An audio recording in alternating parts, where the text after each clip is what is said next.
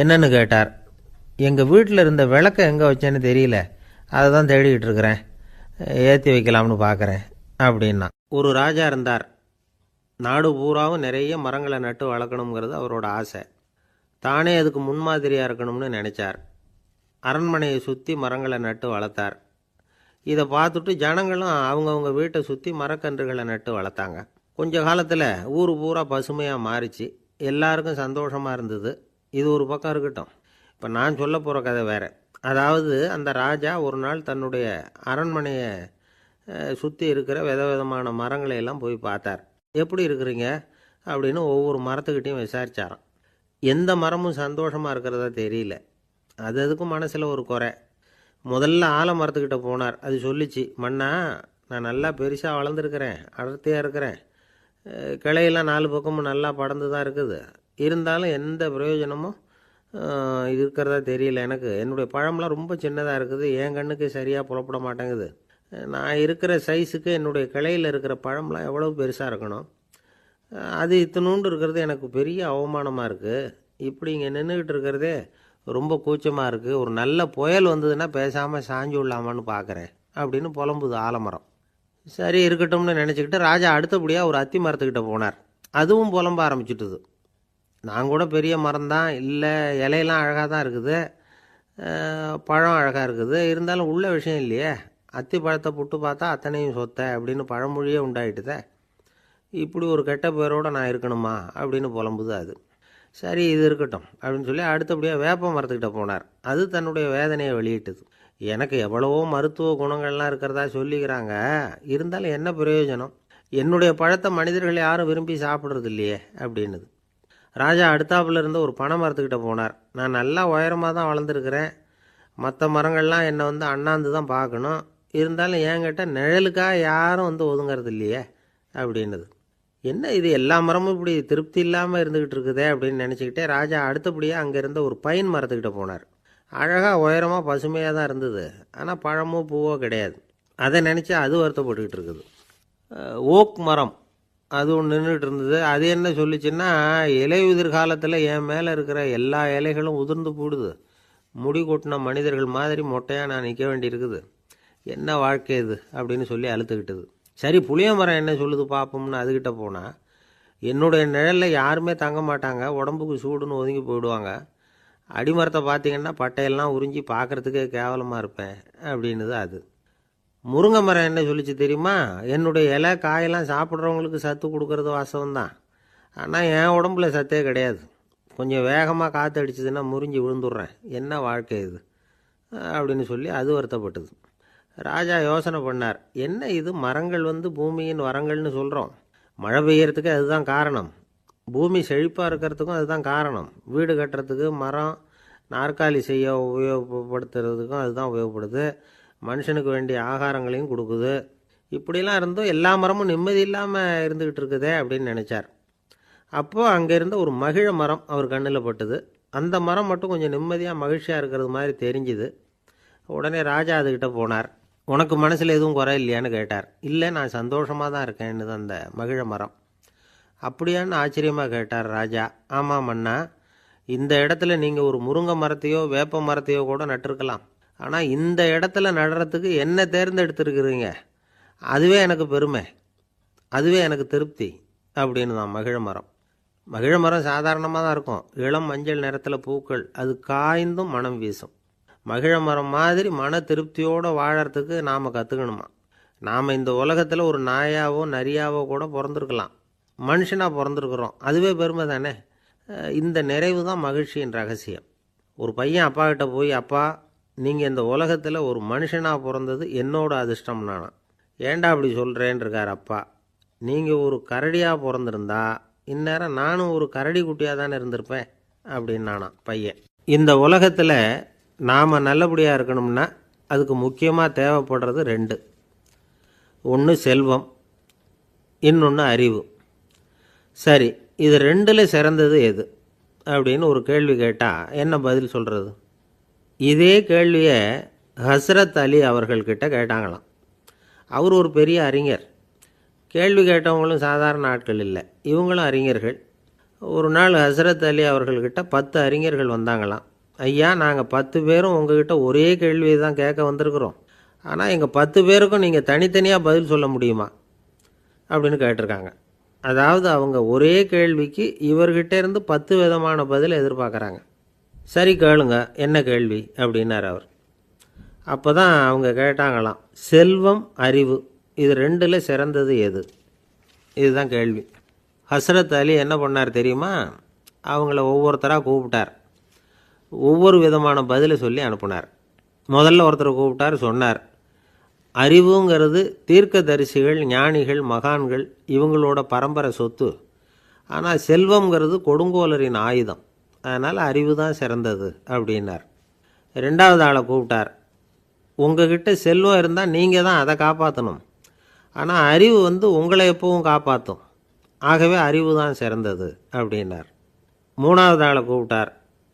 செல்வந்தனுக்கு எப்போதும் விரோதிகள் அதிகம், ஆனால் அறிஞனுக்கு நண்பர்கள் அதிகம். அதனால் அறிவு தான் சிறந்ததுன்னார். அடுத்தவரை கூப்பிட்டார். செல்வம் அடுத்தவங்களுக்கு கொடுக்க கொடுக்க குறையும், ஆனால் கல்விங்கிறது அதிகரிச்சுக்கிட்டே வரும், கொடுக்கறதுனால குறையாது. அதனால் அறிவு தான் சிறந்ததுன்னார்.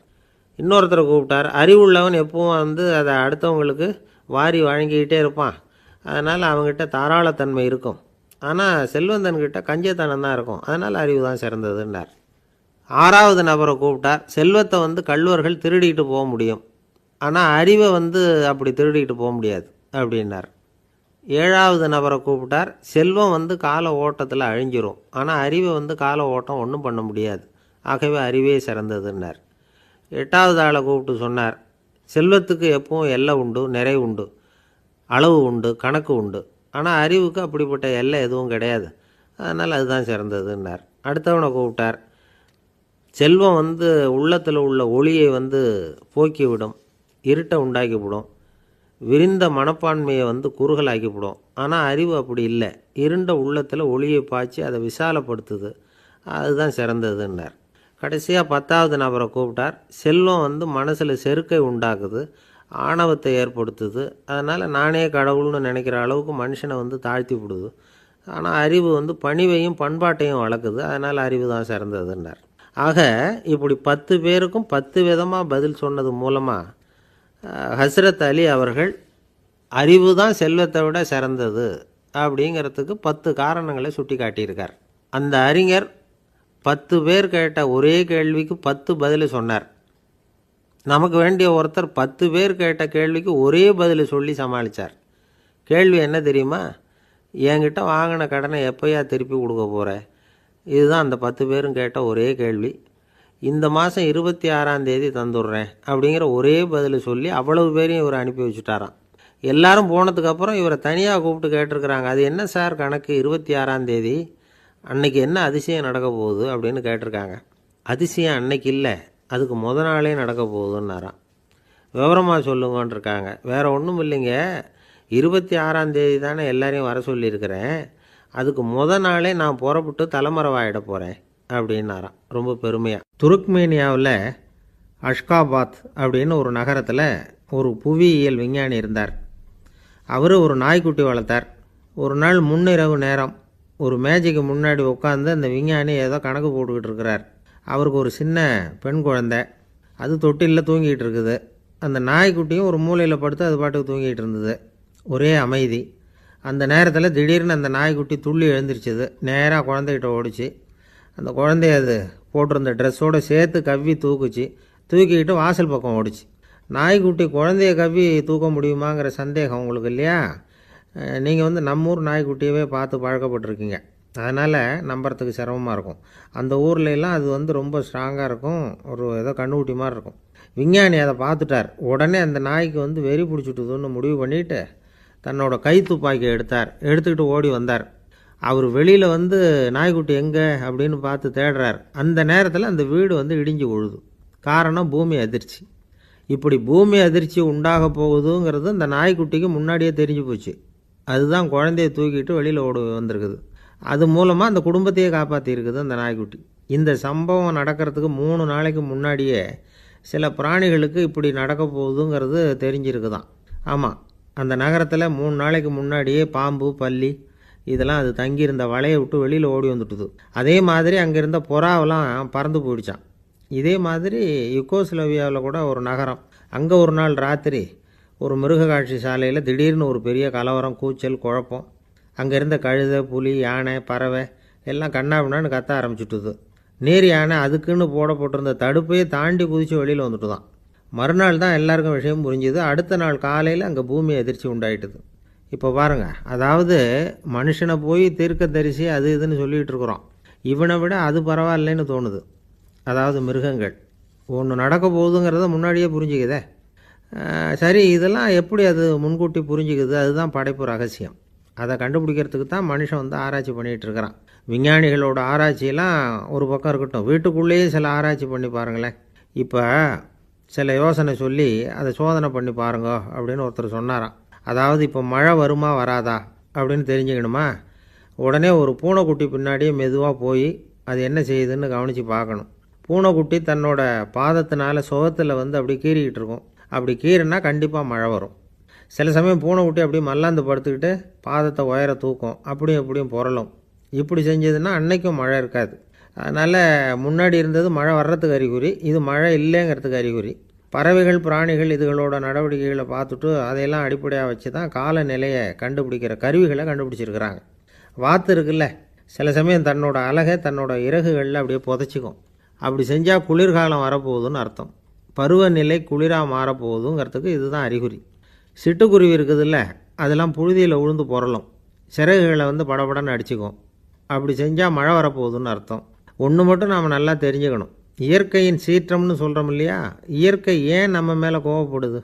இயற்கையை நாம் அனுசரித்து போகிறதில்ல, அதனால் கோவப்படுது. காடுகளை அழிக்கப்படாது, விலங்குகளை கொல்லக்கூடாது, இயற்கை ஏற்படுத்தி வச்சுருக்கிற சமநிலையை கெடுக்கக்கூடாது. அதை புரிஞ்சுக்கிட்டு வாழ்ந்தோம்னா பூமியும் நடுங்காது, நாமளும் நடுங்க வேண்டிய அவசியம் இருக்காது. ஒருத்தர் இருந்தார், சாராய கடைக்கு போனாராம், நிறைய சாப்பிட்டார். அப்புறம் சொன்னார், இது ரொம்ப அற்புதமான சரக்கு போல் இருக்குது, உள்ளே போன உடனே இந்த பூமியே நடுங்கிறது மாதிரி இருக்குது எனக்கு அப்படின்னாராம். இதுக்கு கடைக்காரர் சொல்லியிருக்கார், நீங்கள் சாப்பிட்டது வெறும் பச்சை தண்ணி தாங்க, இப்போ ஏற்பட்டிருக்கிறது நிஜம் பூமி அதிர்ச்சி அப்படின்னாராம். ஒரு ஊரில் ஒரு ராஜா இருந்தார். அந்த ராஜாவுக்கு ஒரு மந்திரி. ராஜா ரொம்ப நியாயமானவர், நேர்மையானவர், கண்டிப்பானவர். தப்பு செய்கிறது யாராக இருந்தாலும் தண்டனை கொடுப்பார். வேண்டியவங்களுக்கு ஒரு நியாயம், வேண்டாதவங்களுக்கு ஒரு நியாயங்கிறதெல்லாம் அவர்கிட்ட கிடையாது. ஒரு சமயம் அரசவையில் அந்த அமைச்சரே வந்து விதிமுறைகளுக்கு புறம்பாக ஏதோ நடந்துக்கிட்டு இருக்கார். மன்னருக்கு கோபம் வந்துட்டுது. உடனே அந்த அமைச்சரை கிட்டத்தில் கூப்பிட்டு அவர் கன்னத்தில் ஓங்கி ஒரு அறை கொடுத்துட்டாராம். உடனே அந்த அமைச்சர் என்ன பண்ணார் தெரியுமா, நேராக போனார், அங்கே நின்றுக்கிட்டு இருந்த இன்னொருத்தர் கன்னத்தில் ஓங்கி அரைஞ்சார். அறை வாங்கினவர் திகைச்சு போயிட்டார். இவர் ஏன் நம்மளை வந்து அரைகிறார் அப்படின்னு யோசனை பண்ணார். மன்னரும் திகைச்சு போயிட்டார். நாம் இவரை அரைஞ்சா அதுக்காக இவர் போய் இன்னொருத்தரை அரையணுமா அப்படின்னு யோசனை பண்ணார். இவருக்கு என்ன பைத்தியமானு கூட நினைக்க ஆரம்பிச்சிட்டார். ஆனால் என்ன ஆச்சுன்னா, அப்புறம் அமைச்சர் அவர் கவனிச்சிக்கிட்டு இருந்தாரா, அவர் இன்னொருத்தரை அரைஞ்சார் இல்லையா, அந்த அறை வாங்கின ஆசாமியை பார்த்து கத்திக்கிட்டு இருந்தார். யார்? அமைச்சர். ஏன்பா என்கிட்ட அறையை வாங்கிக்கிட்டு இப்படி விவரம் இல்லாமல் நின்றுட்டு இருக்கிறியே, நான் உனக்கு கொடுத்ததை நீ வேறு யாருக்கிட்டையாவது கொடுத்துரு அப்படின்னார். உடனே அந்த ஆள் பார்த்தான், தனக்கு அடுத்தபடியாக நின்றுக்கிட்டு இருந்தவனை ஓங்கி ஒரு அறை அரைஞ்சான். அவன் கன்னத்தை தடவிட்டே யோசனை பண்ணான். இது ஏதோ புரிஞ்சுக்கிட்ட மாதிரி அடுத்தாப்பில் நின்றுக்கிட்டு இருந்தவனை அரைஞ்சான். இப்படி இந்த அறை வந்து மாறி மாறி போய்கிட்டே இருக்குது. ஊர் பூரா பிரயாணம் பண்ண ஆரம்பிச்சுட்டுது. அன்னைக்கு ராத்திரி அந்த ராஜா படுக்கிறதுக்காக போனார். அந்த நேரம் பார்த்து அவர் கன்னத்தில் பலார்னு ஒரு அறை விழுந்தது. நம்மளே அரையிறது யார் அப்படின்னு அதிர்ச்சியோட மன்னர் திரும்பி பார்க்குறாரு. அரைஞ்சது அவரோட மனைவி. என்னாச்சு உனக்குன்னு கத்துனார் ராஜா. உங்களுக்கு தெரியாதா, ஊர் பூரா ஒருத்தர் மாற்றி ஒருத்தர் மூலமாக இந்த அறை வந்து பிரயாணம் பண்ணிட்டு வருது அப்படின்னாங்க அந்த அம்மா. அப்படின்னா ஆரம்பித்த இடத்துக்கே வந்துட்டுதா அப்படின்னாராம் மன்னர். என்ன சொல்கிறீங்கன்னு கேட்டிருக்காங்க. இவர் விவரத்தை சொன்னாராம். அப்படின்னா நீங்கள் ஆரம்பித்து வச்ச இந்த விளையாட்டை நான் முடிச்சு வச்சுட்டேன் அப்படின்னாங்களாம் அந்த அம்மா. மறுநாள் காலை மறுபடியும் அரசவை கூடிச்சு அந்த அமைச்சர் மன்னரை பார்த்து கேட்டார், என்ன மகாராஜா, என்கிட்ட கொடுத்ததை திருப்பி வாங்கிட்டீங்களா அப்படின்னாராம். இப்படி நடக்கும்னு நான் எதிர்பார்க்கவே இல்லைன்னார் மன்னர். ஆனால் நான் எதிர்பார்த்தேன், அது எங்கே போயிட போகுது, ஊர் பூரா சுற்றி கடைசியில் உங்ககிட்ட தான் வந்து சேரும் அப்படிங்கிறது எனக்கு தெரியும் அப்படின்னார் அமைச்சர். இந்த கதை வந்து வேடிக்கையாக இருந்தால் கூட இதில் உள்ள கருத்து முக்கியமானது. இந்த உலகத்தில் பல கருத்துக்கள் இப்படி தான் மாறி மாறி சுற்றி வந்துக்கிட்டே இருக்குது. நம்மளும் ஒருத்தன் தன்னுடைய நண்பன் ஒருத்தனை கடத்தெருவில் பார்த்தான். உடனே ஓடி போய் பலார்னு ஒரு அறை கொடுத்தானா. அவன் கன்னத்தை தடவிட்டு ஏன்டா என்ன அரைஞ்சேன்னு கேட்டிருக்கான். நீ ஏன்டா என்னை முட்டாள்னு என் மனைவிட்ட போய் சொன்னேன் அப்படின்ட்டுருக்கான் அவன். உன்னை ஒரு முட்டாள்னு சொன்னதுக்காகவா நீ என்ன அரைஞ்ச அப்படின்னு கேட்டிருக்கான் இவன். டேய், நான் அதுக்காக அறையலப்பா, அது ஒரு பெரிய ரகசியம் நான் முட்டாளுங்கிறது. அந்த ரகசியத்தை நீ ஏன் எங்கள் வீட்டில் போய் சொன்னேன், அதுக்காக தான் அரைஞ்சேன் அப்படின்னு நானும் அவன். பக்தின்னு சொல்கிறோம் இல்லையா, அது 3 வகைப்படும் அப்படிங்கிறார் ஒரு பெரியவர். அது என்ன 3 வகைன்னா, தெய்வ பக்தி, அடியார்கள் பக்தி, குரு பக்தி. அடியார் பக்தியை விட தெய்வ பக்தியை விட குரு பக்தி தான் ரொம்பவும் சிறந்ததுங்கிறார் அவர். தெய்வத்துக்கிட்ட செஞ்ச பாவம் குருநாதர்கிட்ட தீர்ந்துருமா, குருநாதர்கிட்ட செஞ்ச பாவம் தெய்வத்துக்கிட்ட போனாலும் தீராதான். இப்படி பெரியவங்கள்லாம் சொல்லி வச்சுருக்கிறாங்க. ஒரு காடு, அங்கே அயோத தௌமியர் அப்படின்னு ஒரு தபோதனர், அவர் பல மாணவர்களை ஒன்றா சேர்த்து ஒரு குருகுலம் நடத்திக்கிட்டு இருக்கிறார். பல தரப்பட்டவங்க பல திறப்பட்டவங்க மாணவர்கள் அதில் சேர்ந்து படிச்சுக்கிட்டு இருக்கிறாங்க. பாஞ்சால ராஜகுமாரன் ஒருத்தனும் அந்த குருகுலத்தில் சேர்ந்து படிச்சுக்கிட்டு இருக்கிறான். அவன் பேர் ஆருணி. பெரிய இடத்து புள்ள, இருந்தாலும் படுப்பில் ரொம்ப கெட்டிக்காரனாக இருந்தான். அவன் தான் அங்கே முதல் மாணவன். ஒரு நாள் குருநாதர் அந்த அரசகுமாரனை கூப்பிட்டார். நம்ம குருகுலத்துக்கு சொந்தமான வயலில் தண்ணீர் பெருகி வெள்ளம் பயிரை அழிக்குதான், அதனால் நீ போய் மடையை அடைச்சிட்டு வந்துரு அப்படின்னார். அந்த அரசகுமாரன் உடனே புறப்பட்டான். குருநாதர் சொல்லிட்டார்ல, உடனே புறப்பட்டான். நான் பெரிய இடத்து பிள்ளையாச்சே, ராஜகுமாரனாச்சே, ரொம்ப செல்வாக்கூட வளர்ந்தவனாச்சே, நான் போய் வயலில் இறங்கி வேலை செய்கிறதா அப்படின்னுலாம் அவன் நினைக்கல. குருநாதர் கட்டளையை நிறைவேற்ற வேண்டியது நம்ம கடமை அப்படின்னு நினச்சான். உடனே ஒரு மண்வெட்டியை தூக்கி தோளில் வச்சுக்கிட்டு புறப்பட்டு போயிட்டான். வயலுக்கு போனான். பார்த்தான், தண்ணி கரையை உடச்சிக்கிட்டு வயலுக்குள்ளே ஏகமாக பாஞ்சிக்கிட்டு இருக்குது. இவன் மண்வெட்டியால் களிமண்ணை புல்லோடு சேர்த்து புல் பற்ற மாதிரி வெட்டி வெட்டி போட்டான். இருந்தாலும் மடையை அடைக்க முடியல. தண்ணி அதை மீறி வந்துக்கிட்டே இருக்குது. தண்ணி வேகமாக வயலுக்குள்ளே போய்கிட்டே இருக்குது. போடுற பத்தையெல்லாம் கரைஞ்சி கரைஞ்சி போயிட்டுருக்கு. இருந்தாலும் இவன் தன்னுடைய முயற்சியை கைவிடலை. வெட்டி வெட்டி போட்டுக்கிட்டே இருக்கிறான். காலையில் அங்கே போனவன் சாயந்தரம் வரைக்கும் இப்படி செஞ்சுக்கிட்டு இருக்கிறான். உடம்பும் மனசும் ரொம்பவும் சோர்ந்து போச்சு. இருந்தாலும் குருநாதர் இட்ட கட்டளையை நிறைவேற்றாமல் இருக்கிறோமேங்கிற ஒரு குறை அவனுக்கு இருக்குது. குரு கட்டளையை நிறைவேற்றாத நான் இன்னமும் இருக்கணுமா அப்படின்னு யோசனை பண்ண ஆரம்பிச்சிட்டான். என்ன செய்யலாம்னு பார்த்தான். நம்ம குருநாதர் இட்ட பணிக்காக இந்த உடம்பையே தியாகம் பண்ணலாம் அப்படின்னு முடிவு பண்ணான். தண்ணி பாயுதில் அதுக்கு குறுக்க விழுந்து அப்படியே மடையை அடைச்சிக்கிட்டு அப்படியே படுத்துட்டான். இது மற்றவங்களுக்கு தெரியாது. அன்னைக்கு ராத்திரி ஒரு விளக்கு முன்னாடி உட்காந்து குருநாதர் பிள்ளைங்களுக்கு பாடம் சொல்லி கொடுத்துக்கிட்டு இருக்கிறார். முதல் வரிசையில் இருக்கக்கூடிய ராஜகுமாரனை காணலை. நம்ம ஆருணி எங்கே போனா அப்படின்னு சொல்லி மற்ற மாணவர்களை விசாரித்தார்.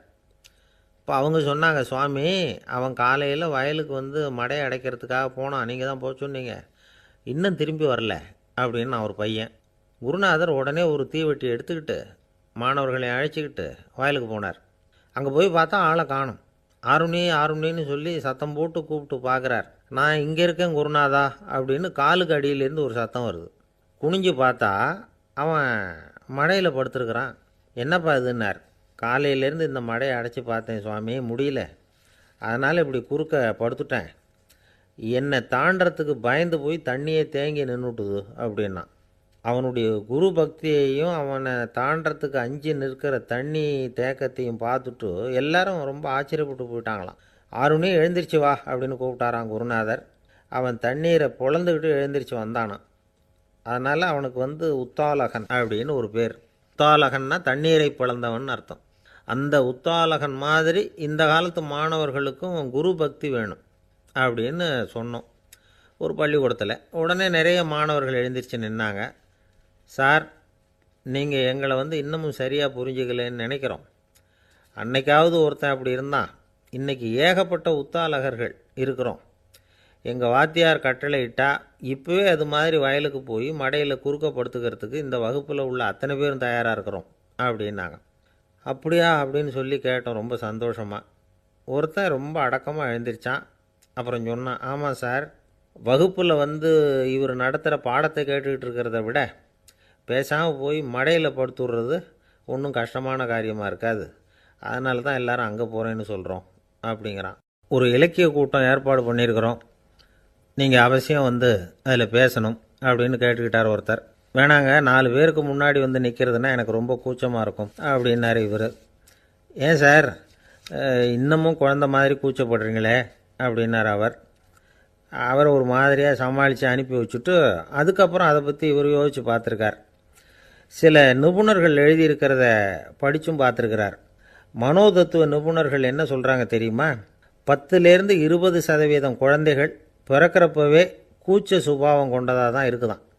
ஒரு தாத்தா தன்னோட பேர பிள்ளைய ஆசையாக கூப்பிடுறார் விளையாட்டு காட்ட, அதை அழுதுகிட்டு ஓடி போகுது. ஒரு அம்மா தன்னோட பிள்ளைய பள்ளிக்கூடத்தில் சேர்க்கறதுக்காக கூப்பிட்டுக்கிட்டு போகிறாங்க. அந்த புள்ள அம்மாவோட முந்தானையில் ஒளிஞ்சிக்கிட்டு வெளில வரமாட்டேங்குது. இவங்களெல்லாம் எப்படி சமாளிக்கிறது? குழந்தைகளோட கூச்ச சுபாவத்தை போக்குறது எப்படி? இதுக்கு நிபுணர்கள் சில யோசனைகளை சொல்லியிருக்கிறாங்க. மற்றவங்களுக்கு முன்னாடி என் பையனுக்கு கூச்சம் ரொம்ப அதிகம் சார், மற்றவங்க பார்த்தா ரொம்ப வெக்கப்படுறான், இப்படி சொல்கிற அப்பாக்கள் உண்டு. என் பையன் புது மனுஷால பார்த்தா அட்டையாக ஒட்டிக்குவான் சார் அப்படின்னு சொல்கிற அப்பாக்களும் உண்டு. இப்படிலாம் குழந்தைகளுக்கு வந்து முத்திரை குத்துறது ரொம்ப தப்பான்.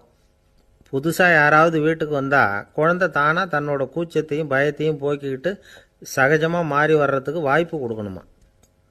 ஒரு கூட்டத்துக்கோ அல்லது சொந்தக்காரங்க கல்யாணத்துக்கோ குழந்தைய அழைச்சிட்டு போகிறீங்க, அங்கே போய் கட்டாயப்படுத்தி குழந்தைய மற்றவங்க கிட்ட பேச சொல்லக்கூடாது. சில சமயம் குழந்தை தானாக தன்னுடைய கூச்ச சுபாவத்தை விட்டு பேசுகிறதுக்கு முன் வந்தால் அதை பாராட்டணும். குழந்தை கலகலப்பு இல்லாமல் மௌனமாக இருந்ததுன்னா அதையும் கண்டுக்கக்கூடாது. குழந்தை பேச ஆரம்பித்தா அதை ஆர்வத்தோடு கவனிக்க தெரியணும்.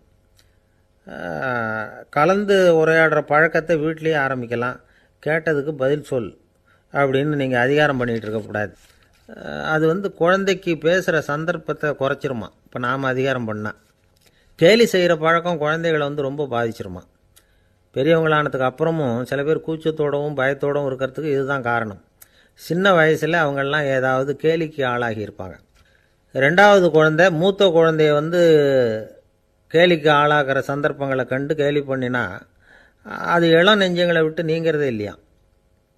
எப்பவும் குழந்தையோட நடை உடை பாவனைகளை பற்றி சொல்லிக்கிட்டே இருக்கக்கூடாதான். அதுவே கூச்ச சுபாவத்தை கொண்டுட்டு வந்துடுமா. அப்பா எங்கேன்னு யாராவது கேட்டால் இது மாதிரி இன்ன காரியத்துக்காக வெளியில் போயிருக்கார், இத்தனை மணிக்கு திரும்பி வருவார் அப்படின்னு சொல்கிற அளவுக்கு குழந்தைகளை வந்து பழக்கப்படுத்தி வைக்கணும். ஃபோன்லேயே யாராவது விசாரித்தா கூட இது மாதிரி பதில் சொல்லு அப்படின்னு சொல்லணும். சின்ன சின்ன மீட்டிங்கில் 4 வார்த்தை பேச தயார் பண்ணலாம். ஒரு கடையிலையோ அல்லது ஹோட்டல்லையோ ஏதாவது விவரம் கேட்கணும்னா உங்கள் குழந்தைய தைரியமாக அனுப்புங்க. குழந்தைகள் பணிவாகவும் பொறுமையாகவும் விவரம் கேட்குறப்போ கூச்ச சுபாவம் தானாக போயிடும். சின்ன வயசுலேயே இப்படிலாம் பழக்கப்படுத்தினா தான் வருங்காலத்தில் தைரியமாக இந்த சமுதாயத்தில் வாழ முடியும். இல்லைன்னா 60 வயசுலேயும் அடுப்பங்கரையை விட்டு வெளில வர்றதுக்கு கூச்சப்பட்டுக்கிட்டு தான் இருக்க வேண்டியிருக்கும். இந்த காலத்து பிள்ளைங்க எவ்வளவோ பரவாயில்ல, எதுக்கும் தயங்குறதில்ல, கூச்சப்படுறதில்ல. ஒரு அம்மா அடுப்பங்கரையிலேருந்து சத்தம் போட்டாங்க, டேய் ராமு, தயவு பண்ணி அந்த டிவியை நிறுத்துறா, அந்த பெண்ணோட குரல் மகா மோசம், அடுப்பங்கரையில் இருக்கிற என்னாலேயே அதை சகிச்சிக்க முடியல அப்படின்னாங்களாம். உடனே பையன் கொஞ்சம் கூட தயங்காமல் பதில் சொல்கிறான், அம்மா இந்த குரல் டிவியிலேருந்து வரல, எதிர்த்த விட்டு மாமி தான் இங்கே வந்திருக்கிறாங்க, அவங்க தான் இப்போ என்னோட பேசிக்கிட்டு இருக்கிறாங்க அப்படின்னானா. ஐயா, உங்கள் பேரை தொடர்ந்து தினம் கேட்டுக்கிட்டு இருக்கிறேன் அப்படின்னார் ஒருத்தர். தொடர்ந்து கேட்குறீங்களே, உங்களுக்கு காது வலிக்கலையா அப்படின்னு கேட்டோம். பேசுகிற உங்களுக்கே வாய் வலிக்கலை அப்படிங்கிறப்போ கேட்குற எங்களுக்கு எப்படி காது வலிக்கும் அப்படின்னார். நம்ம உடம்புல ஒரு அதிசயம் என்ன தெரியுமா? ரொம்ப நேரம் நாம் நடக்கிறோம்னு வச்சுக்கோங்க, கால் வலிக்கும்.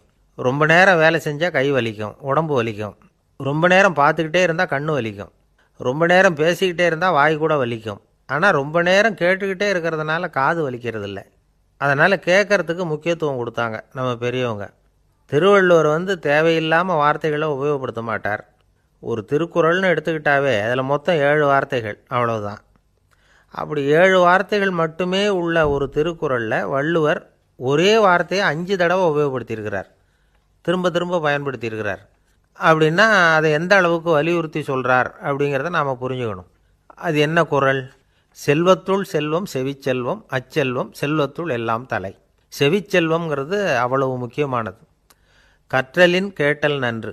அதிகம் கேட்கணுங்கிறதுக்காகத்தான் எவ்வளவு கேட்டாலும் காது வலிக்கிறதில்ல. குறைச்சலாக பேசணும், அதிகமாக கேட்கணும். இன்னொரு விஷயம் கவனிங்க, நம்ம உடம்புல கண்ணுக்கு மூடி இருக்குது, எதையாவது நாம் பார்க்க விரும்பலைன்னா உடனே கண்ணை மூடிக்கலாம். நம்ம வாய்க்கு மூடி இருக்குது, பேச விருப்பம் இல்லையா, வாயை மூடிக்கலாம்.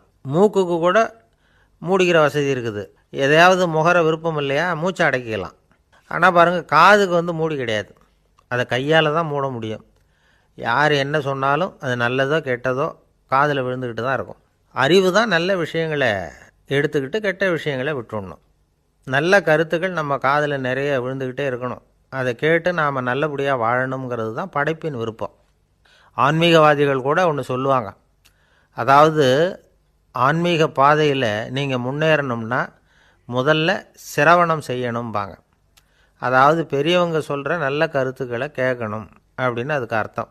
அதனால் யார் நல்ல கருத்துக்களை சொன்னாலும் அதை காது கொடுத்து கேளுங்க. இவ்வளவு கருத்துக்களையும் நம்ம நேயர் ஒருத்தர்கிட்ட சொல்லிகிட்டு இருந்தோம். அவரும் சரி சரின்னு தலையாடிக்கிட்டே இருந்தார்.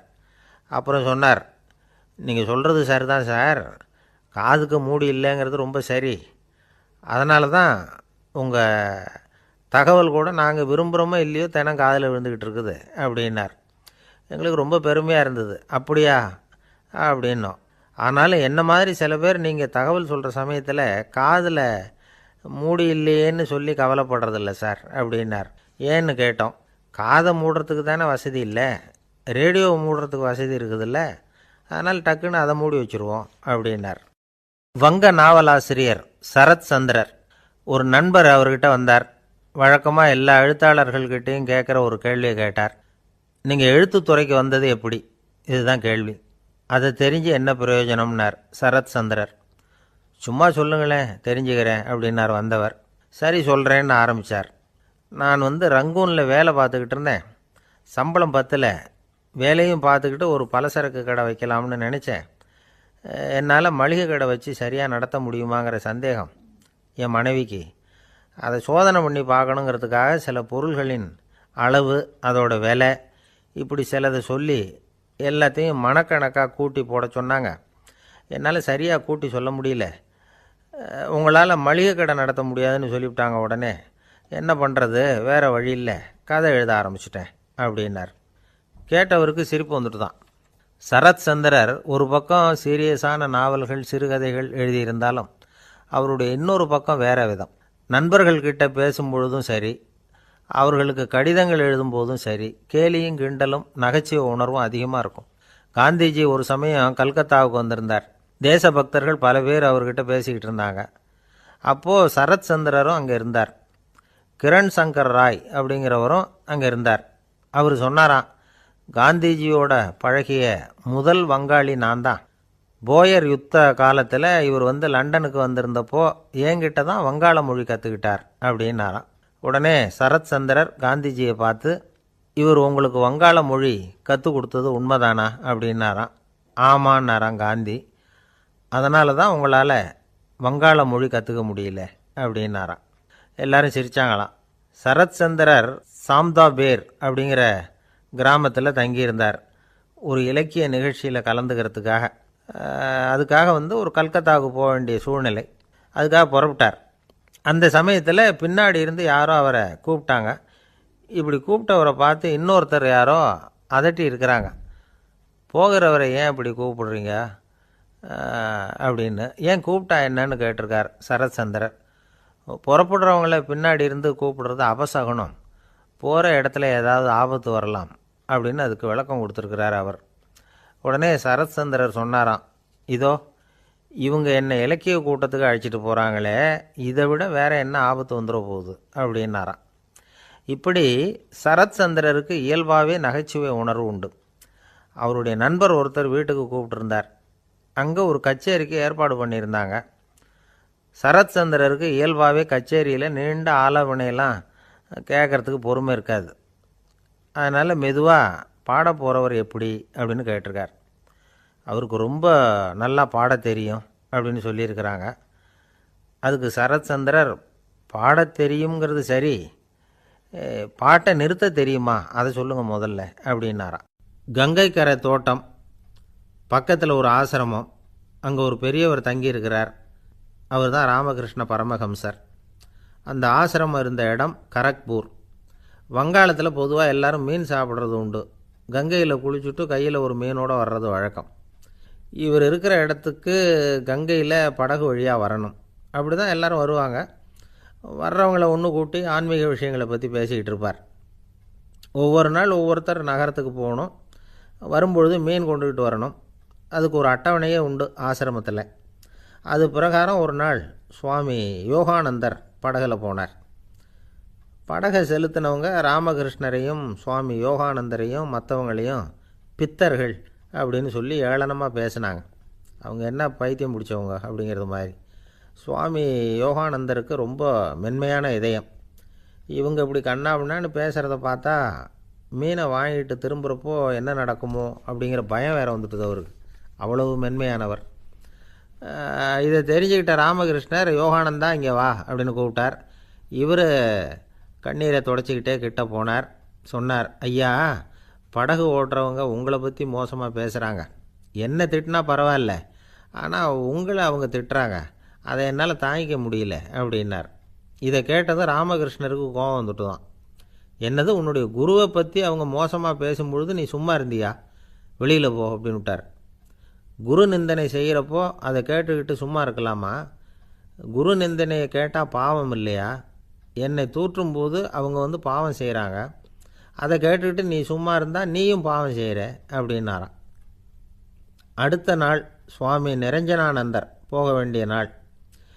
இவர் படகுல போகும்பொழுதும் அதே மாதிரி நடந்து தான். அவங்க மோசமாக பேச ஆரம்பித்தாங்க, திட்ட ஆரம்பித்தாங்க. அப்படி கேலி பண்ண ஒருத்தனை இவர் என்ன பண்ணார், பலார்னு கன்னத்தில் அரைஞ்சிட்டார். இன்னொருத்தனை கங்கையில் தூக்கி எறியறதுக்கும் தயாராகிட்டார். அதுக்கப்புறம் அவங்க யாரும் வாயை திறக்கலை. மீன் வாங்கிட்டு வர்றப்பவும் படகுல ஒரே அமைதி. அவ்வளவு பயம் அவங்களுக்கு. ராமகிருஷ்ணர் கூப்பிட்டு விசாரித்தார் என்ன நடந்ததுன்னு. இவர் சொன்னார், அவர் யோகானந்தா போகும்பொழுது என்ன நடந்ததோ அப்படியே தான் இப்போவும் நடந்தது. குரு நிந்தனை